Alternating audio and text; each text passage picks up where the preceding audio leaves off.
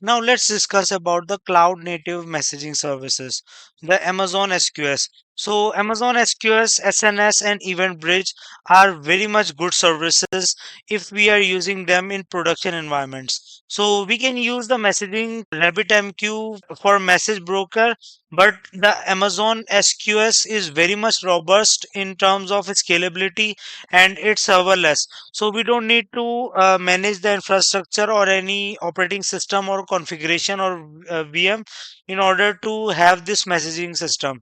So Amazon SQS is very much robust and a fully managed message queuing service. So Amazon SQS is a fully managed message queuing service and it supports the pay as you go model of pricing. So you will only be paid if you are using that service. So it is very much cost effective for various use cases. Message queuing and asynchronous processing are part of the Amazon SQS, and it is automatically scalable and also reliable. So this is a serverless service and can use it for our serverless applications.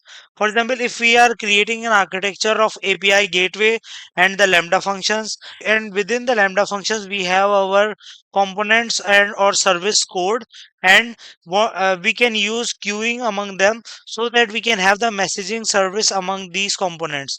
So this overall setup would be the serverless setup, and we don't need to manage the underlying infrastructure in this case. So we can have the features like the message retention in this case in Amazon SQS, like the messages can be retained up to 14 days with a default retention period of 4 days. So messages could be retained in a default by 4 days.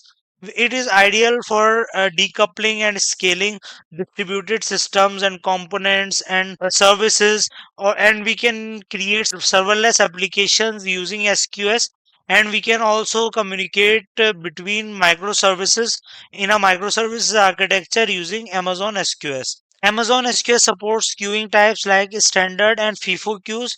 So both FIFO queues for order processing and standard queues for best effort ordering are used in various use cases. So if you want to process the orders in a sequential order, then we will go with the FIFO queue. And if we want to have the best order of processing, then we will go with the standard queues. Other than this, we have the dead letter queues, which captures unprocessed messages for troubleshooting. So it's a very good feature if we want to debug or troubleshoot the messages that are not processed successfully or that are unprocessed.